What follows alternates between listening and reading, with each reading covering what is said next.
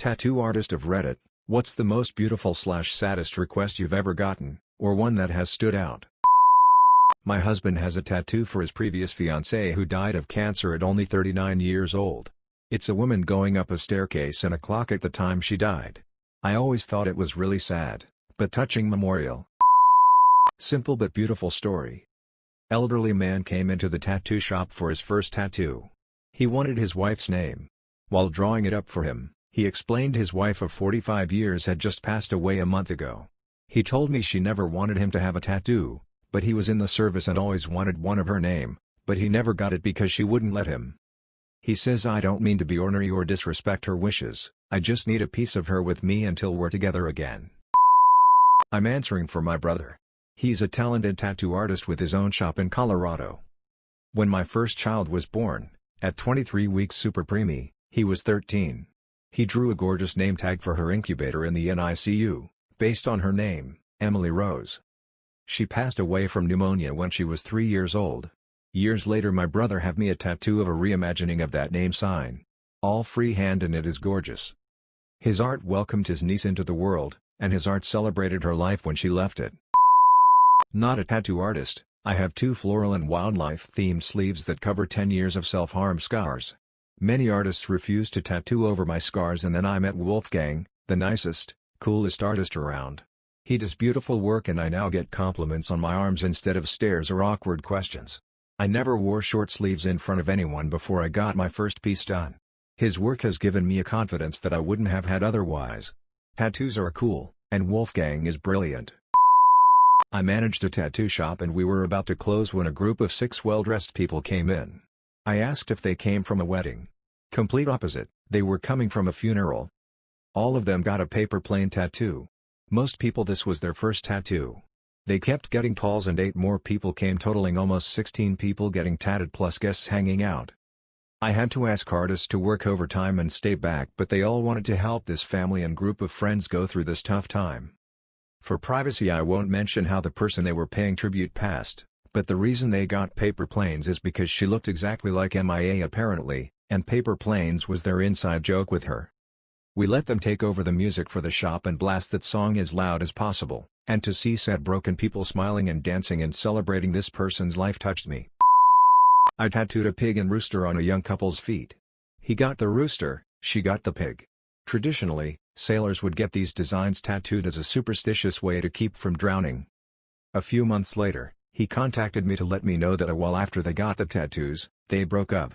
She then took her own life. He came back to me to get the pig tattooed on his other foot to match. It was a heavy day, for sure. Not a tattoo artist, just heavily tattooed. One of my artist friends told me a story about a guy who came in that had lost his firstborn at 6 years old to childhood lymphoma. The guy wanted to have a full body suit done of all the kids' drawings. The drawings were terrible, but he never wanted to forget them. My oldest ever client. She was 76, and had just received a bad diagnosis, so had come in with her son to cross off, get a tattoo from her bucket list. She wanted a blue dragonfly on her collarbone, but couldn't stand upright and steady for long, so, with the help of her son, I had to lay her down on the bed to apply the stencil. Wherever possible you should always apply a stencil with a client standing naturally, so that the design isn't distorted when gravity shifts their body. She laughed hysterically when she stood up to check the stencil placement and it shifted from her shoulder and disappeared into her cleavage. We had a great time during the tattoo, the 3 of us laughed and joked. She had a great sense of humor and was really positive despite her grim diagnosis. 2.5 years later, she returned to the tattoo shop, now 78. Far less energetic this time, she asked me to add her son's name beneath the blue dragonfly. He had suddenly fallen sick and passed away before her. My brother passed a little over 10 years ago, and one of his best friends is a tattoo artist. He used to be in the military and would write letters to us, so we were able to get one of his favorite sayings in his own handwriting from piecing it all together. I also had him mix his ashes in with the ink. My brother's buddy broke down immediately when I opened the urn I have for him. Needless to say he had to take a little break before he started. Sadly, I'm yet another non-tattoo artist. But one of my favorite coworkers had medical problems as a young child and ended up adopting a cat sharing the same problems. I don't remember the name, sorry, but it was heart-related. The cat grew up with her and died about 2 years ago, so she got a cat chasing a bell. Their favorite toy, with a heart to the side saying "You can't stop me." It made me very sad, and it was a very pretty tattoo. Tattooist here. It's always rewarding being able to commemorate the end of trauma in someone's life. To have someone trust you to help them close important chapters in their life is just so incredibly humbling. The one client that really stands out to me is my cousin.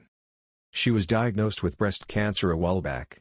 She ended up beating it, but it was a hard journey for her. Every year she celebrates the date she was officially declared cancer-free. At the end of my apprenticeship, she flew out from Cali to Florida to have me do her one and only tattoo for her, the ribbon with her new birth date. My whole family doesn't really care for tattoos, so the support and trust from her solidified my dedication to this industry. A young woman came in wanting a belly button tattoo. When I asked what she wanted in her belly button, she said, "I don't have a belly button, I want you to tattoo one on me." She was born with malfunctioning organs, and as a newborn the doctors had cut her open from sternum to tailbone in order to remove said organs, and then stitched her back up, leaving 2 small holes in her side for a waist.